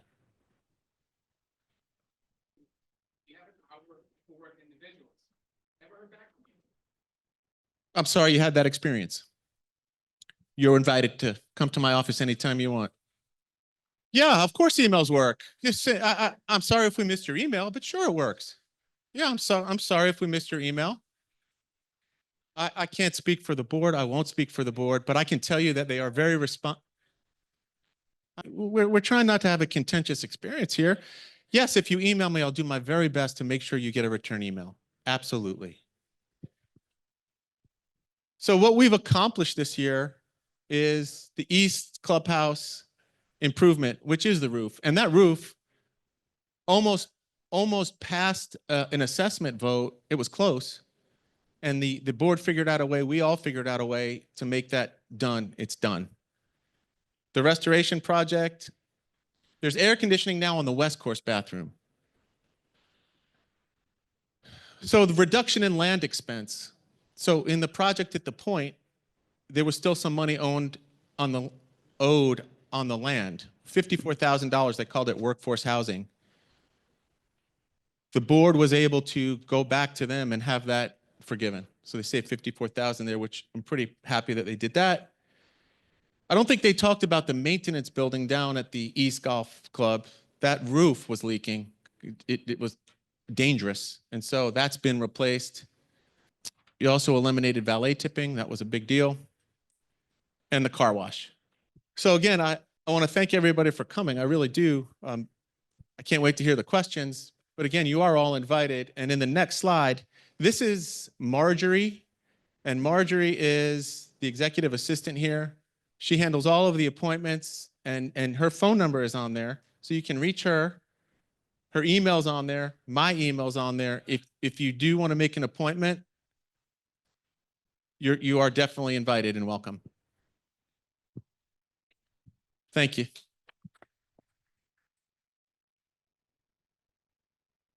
So, you know, a lot of emails come to the board from a variety of places. A lot of emails come into the club. A lot of times people like to vent about their dissatisfaction or displeasure with something going on here. Reasonable. I've sent them in myself. But if there's a question to be asked, then it would prompt a reply. Unfortunately, we always haven't, had the opportunity and the luxury of time to reply and say, I'm sorry that you feel that way. Not much I can do about it. The club has to, we have a fiduciary responsibility to the club. The board, we don't have discretion on what we can do for the club. We're legally obligated to do the right thing to ensure the viability of the club. So we haven't responded to a lot of the notes that have come in with people, venting their frustration because unfortunately things change. But I'll tell you now that I'm very, it's unfortunate. I don't, it really falls on us. We definitely should be in a better position to respond, if nothing else, with a little bit of empathy. But if you have a specific question, ask the question. In terms of, you can't expect us to change the way the club operates because you're not happy with the way it happens. So it's on us that we haven't been as communicative as we maybe should have been. It's been a very difficult year in terms of transition and the amount of time we've had to invest, our personal time and our personal sacrifices we've had to make. But please, if you want to make it collaborative, it doesn't start with a scathing email with complaints, but start with questions and try to understand your club better and understand why the club has done what it's had to do. I'll turn it over to Danny. Thank you, Vince. All right, we're Cynthia's going to walk around. So we got the yellow microphone. Is that the yellow one? And we'll take some questions and answers. Over here first. Oh, right here. John Regan. Danny, the first thing is, we are now on a par with Ibis and Jonathan's Landing, and their clubhouses, their staffs are much larger than ours. They have 3 golf courses, not 2. They have 2 golf courses at Jonathan's, and yet they're able to operate on the same basis we are. By your own slide up there, you said it takes about 1.4, 1.5 million to run a golf course. So right there, our starting point is that our operations are ahead of them by $1.5 million. And the dues increase, I got a note in my locker. I don't know who left it, but anyway, one of the things was they broke down the increases from 2019 to the present. Now, I'm under the understanding that we had surpluses in 2020 and 2021, and that's why the dues were not increased. But in any event, the last 2 years, if you are a full family member, all in, all your fees, you have increased us by 58%. So I think that's a little outrageous. If you could just explain that. Tom, well, first of all, I mean, again, it's funding the footprint. It's funding the footprint. So we have a certain footprint. We have 2 facilities. We have pickleball. We have tennis. We have two golf courses. We have, I understand that. But we have, this was a zero-based budget. This was done from the ground up. This was done from what it costs to, no, John, you want to talk? This was done from what it cost with the amenities that we have. This is what it costs to run the club. It's not done. So just to be clear, it wasn't done on a increased basis. It was done on what it costs to run the club, then what it costs. That percentage has to be distributed across the memberships that we have and the categories that we have. And that's how it was done. If I could just follow up. Please. When you made the budget, you did not have the final figures from the year previous, right? Because you had the problem with Bobby Jones with the, right? That they never got the numbers to you. Thank God for Jackie for straightening everything out and the hard work several of the board members did in doing that. But you based your budget, from what I'm told, is by telling every department head to come in with a budget. And I'm under the understanding, maybe it's untrue, I don't know, that every single person, everybody's in charge of a different department, raised their dues like 20 to 25% of not their dues, their expenses, 20 to 25%. And you guys went with the highest number. I heard there was 3 proposals for increasing the dues, and you went with the highest one. John, that happened that happened in a board meeting because that number was the right number to fund our operation. To properly fund our operation, that was the number. It's not 3 proposals of, we have a fiduciary responsibility to the club to run on a balanced budget. We have taken capital every year and brought it back into operations. And then the cycle continues. We have to stop the cycle. If we don't stop the cycle, then we will continue to not be able to fund the depreciation that we have. It's just the truth. It's just the truth. Hey, hello, excuse me. Well, I'm not going there. Okay, can you hear me? Yes. I noticed on my bill that it went up by $300 for the September bill.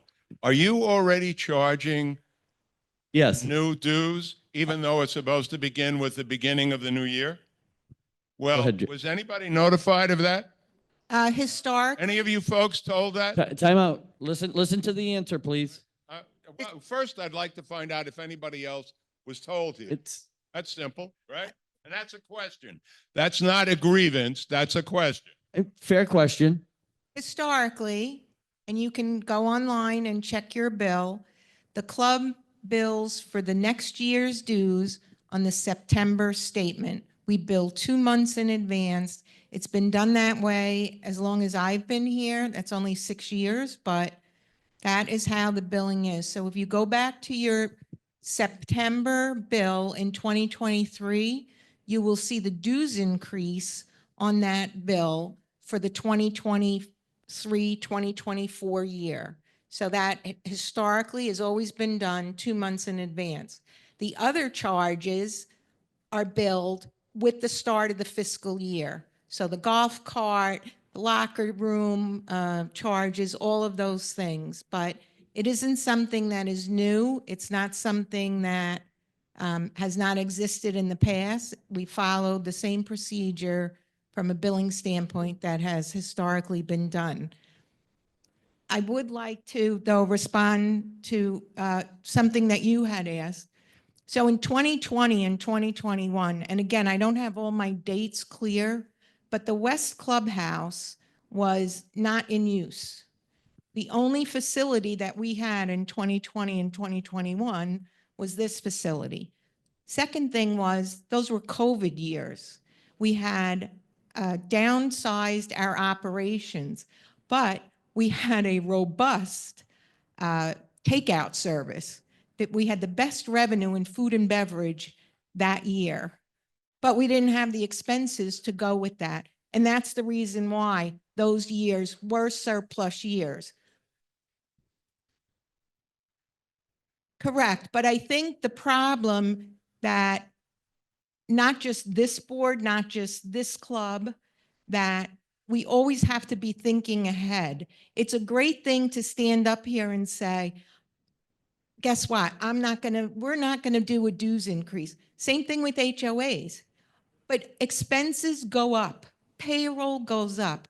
After COVID, everything became out of control in terms of food costs, labor costs. And we were not in a position to cover those. So we had a loss last year. We had a loss the year before, last year, this year. Something that I didn't speak of when I was up here previously and I want to address. Just pass my slide. And to Jeff's question, we started the count with 639. That's how many members we were ending this year with. We accounted for, we were going to have 74 resignations on November 1st. So our starting point was 565 members. And we anticipated 52 new members coming in throughout this year to end with 617.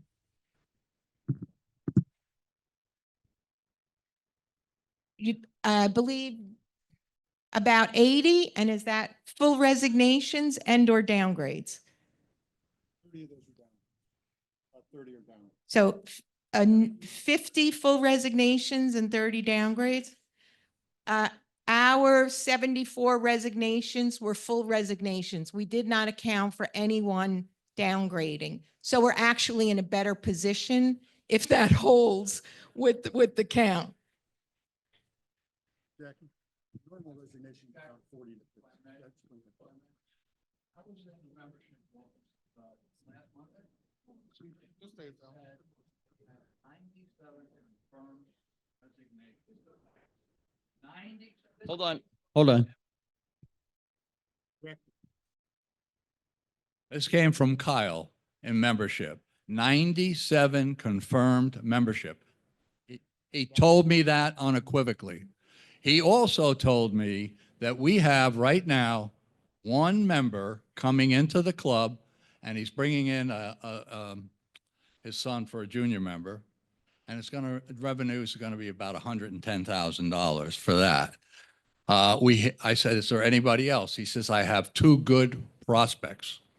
All right. So you got 1 member coming in. We lost $2 million on 97 resignations. How do you possibly think you're going to make this up? And I'm not talking to you, Jack, because I know you work your butt off on this thing. And I don't want to criticize you, but I got it. I mean, it's just the numbers are just. So, number one, we have 15, and I'll let Vince talk to this too, because he's chair of membership, but we have 15 tours already set up for November. We have a pipeline of, these numbers have been projected by both our membership director and our outside salesperson. I sat in an office with them prior to doing this budget for hours and hours and hours, and I gave them every out. I said, please, tell me what you really, really, really believe, and with data. And they wouldn't back off the number. They wouldn't back off the number. Based on, they are professionals with a pipeline. They are, this is what their job is to do. They have a pipeline. They have a pipeline. They have tours set up. There's not, it's, November is your hot time. John,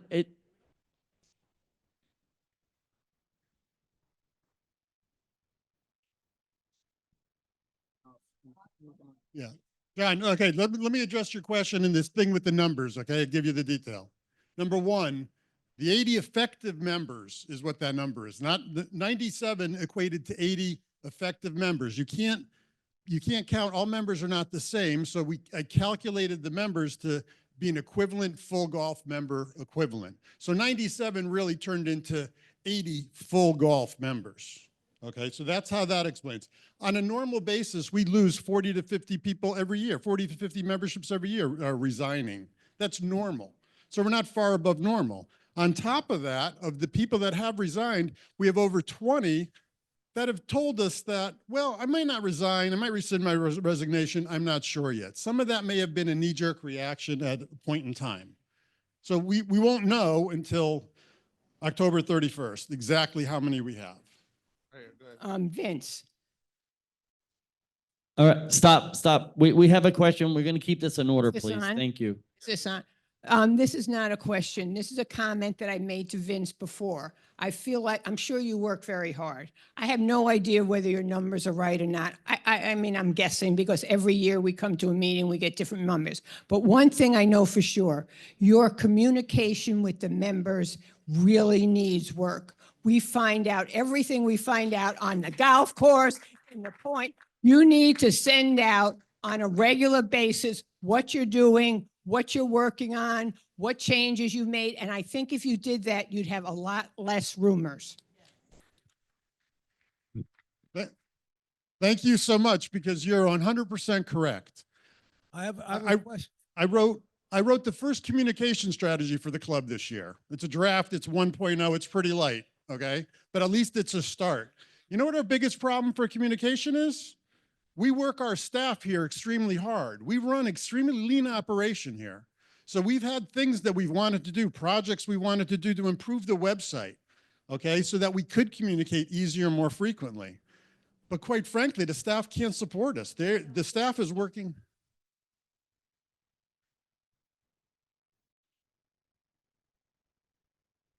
Ma'am, just to be clear, a couple things. Number one, the minutes are posted. What's happening in our board meetings. Yes, we could always do better with communication, and I appreciate that. The what?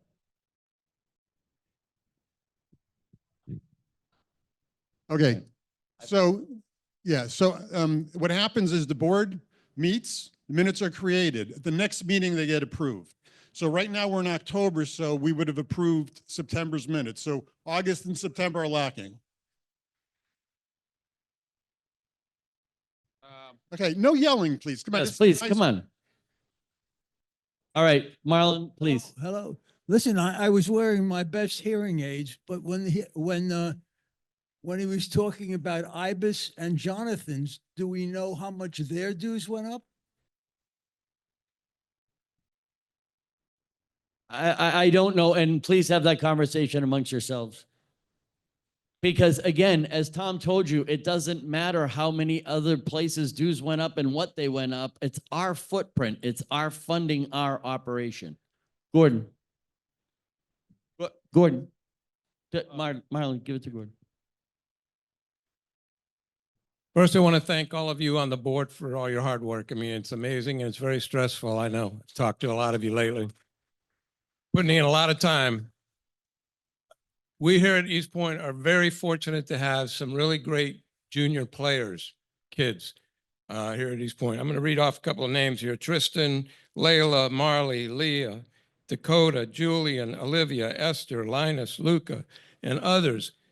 And some of them are very accomplished junior players that don't get much recognition. Two of them, Layla and Tristan, have just gotten Division I college scholarships. Layla's going to Florida State. And as of a week or so ago, Tristan is going a golf scholarship to University of Michigan. They all grew up here, and there's plenty of kids right behind them here at the club. We would like to, meaning I know Scott as well, and several of the board members that I talked to would really like to develop this program even more. Unfortunately, I've kind of taken this on as an advocate. My son is on the PGA Tour. I grew up with being in charge of a large junior golf program. And so I have a real passion for it.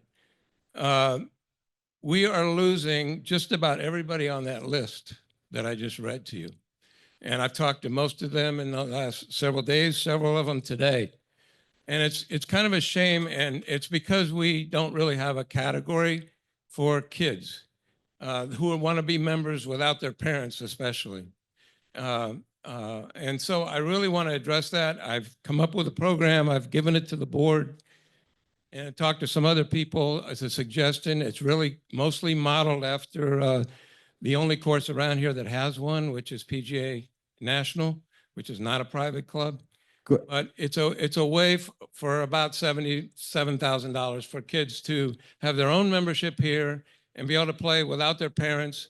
And I really want to promote this. I know Danny's trying to stop me, but I know Vince is on board. Danny's on board. So And Gordon, go ahead. we are reviewing that as a board right now. Okay. All right, I want to say one more thing. They're all leaving in the next week, so we have to. Gordon, we're reviewing it. All right, Thank you. I'll go quick because we don't want to be here all night. Vince, I want to thank you from the bottom of my heart, my soul, and my head for the presentation you put on today. That was one of the best things that I've ever seen, okay, at a town hall.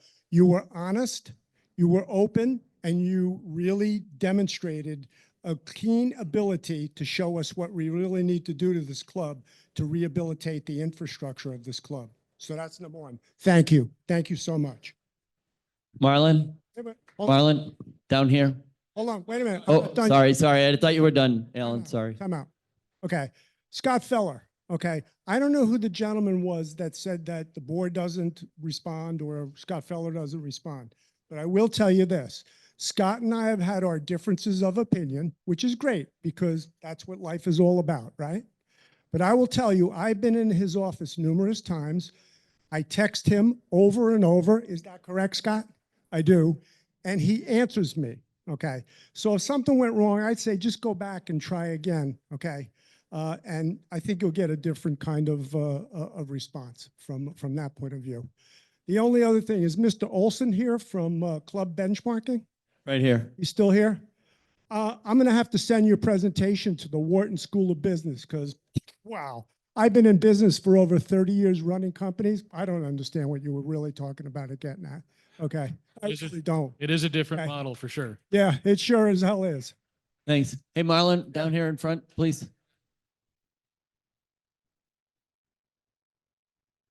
I had emailed in a question. I understand from Jackie that there are advantages to going to self-managed, but I'm still haven't understood if we saved money or if we're spending money to become self-managed. I mean, to be clear, it has cost us more raw dollars, but the efficiencies that you pick up and the employee experience that you get from that, What did we figure it was, Jackie? Raw dollars, raw dollars. That's what I'm saying, raw dollars. Give me a second, please. Thank you. Somewhere between $150,000 and $180,000 extra in payroll. That's, and as we showed you, the benefits were less.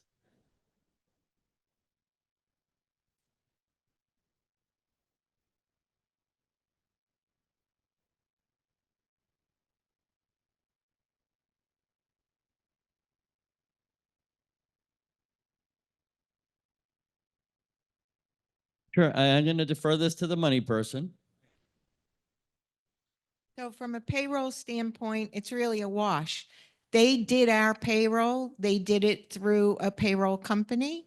They passed the cost of the payroll, the processing fees, and everything else onto us. So they were the go-between. It was the same way for insurance. They passed along the cost. Their fee was approximately $15,000 a month. On top of that, they were entitled to a bonus based on a number of parameters that I believe could have been up to $50,000, if I'm correct. In addition to that, we reimbursed them for all their travel expenses. Their main office is in Georgia. Now, granted, we were without a general manager for a number of months. The reimbursement for travel to them was $40,000. That was plane, cars, multiple people coming down here. And it's very difficult to say what we were getting from their management. Most management companies are really to handle the financial end of things. And we've only added 2 people in the accounting office. So that's where it's not that much more money to go with a self-managed. The other reason for that is they were very low in their fee compared to other management companies.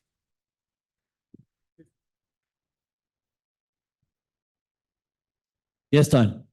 Thank you. First of all, it's important that we recognize the work, the devotion, and the tireless effort of this board. Thank you.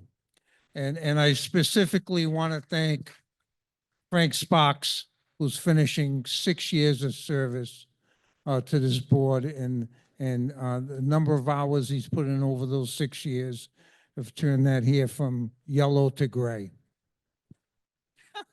Now my comments are not in the mode of a question, but an editorial. Thank you for all you've done. I truly believe that we're in better shape today than we were yesterday. But I want to say one thing, and I think it's paramount to our future. That benchmark bullshit may be the science, and that's part of the equation. But the East Point culture is the art, and that's more important than anything else. Please do not forget that. Thank you. Well said, Don. Thank you. All right, we're going to take 2 more.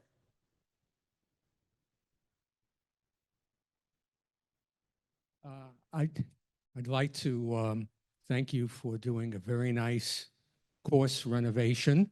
It's in the final stages now. It's looking great. But there's one thing at least that the board may not be aware of, and this is something that I have experienced, and that is you have changed the level of some of the portions of the course. I live right behind the 9th green. You have elevated the 9th green, and you have therefore changed the water, and it is now flooding my backyard. It is a swamp. So you may not be aware of it, but I certainly am, and I'm sure there may be some other people here who have been similarly changed. I would like you to take a look at it, please. If you could send an email to Scott or Marjorie from the, we'll take a look. Absolutely. Last question. Oh, hold on. Two more. Go ahead.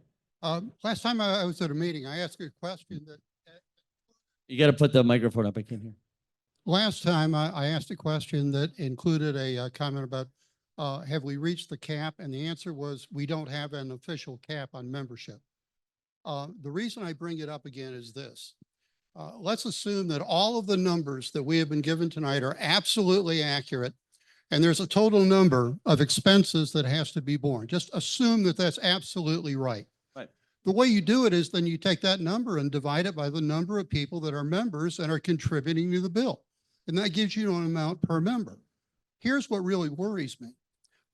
I've been here for 3 years. In the last 3 years, dues have gone up, I don't know, 50%, 60%, whatever the number is. My concern is, it seems like the numbers that are being thrown around, the cost of being a member is going up, but the number of members is coming down. And as the number comes down, you have fewer to spread it over, resulting in, you see what I'm getting at? It's a negative feedback. Well, as you saw, the high point of this year, Vince, was 600 and what was it? 639 at the high point. Then we have natural attrition. We also had an assessment, which will add more to that. Then we have a contributory footprint dues operational increase that we need. So I understand your point. We have, once we right set this and move forward, are saying that there's a cap, we don't have the cap. We have to base it off of how many people that we think we're going to have.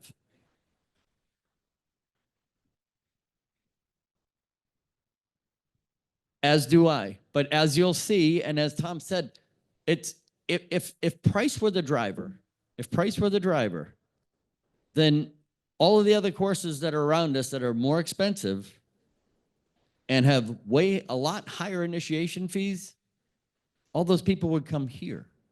If price were the driver, price is not the driver. It's the experience. We have to get the experience, but we have to right set so that we're not robbing from capital constantly to fund operations, so that we can get our facilities in repair, so that we can get ourselves right from a facility standpoint, from a capital standpoint, and from an operational standpoint. The general market is still priced higher than we are. John? Oh, sorry. Quick question. It seems like over the last year, the services have decreased. We've closed the East Club. Okay. We've closed the East Club restaurant for most of the week. We're driving everything out of the point. We have the golf pro staff manning the starters booth. So in the new budget, are we planning on restoring some, Yes. manpower So in the new budget, resources to get yes. back to where we were? Yes, in the new budget, there is both facilities, because this is the center of our golf operations. Let's be real, right? So the center of our golf operations is here, and our amenities lie there. So there will be a restoration of both facilities being open, which, by the way, we've never really had a full season of both operations being open as the point. Not saying before when the West Clubhouse was there, yes, we did, but not as the point and this building both being open for an entire season. So yes, that is the strategy, because we understand that this is the driver of, this area has to be open because this is our main golf. Yes, we did, but it was not the point. It was staffed far differently. Oh, yes. Use the microphone, please, John. Sorry.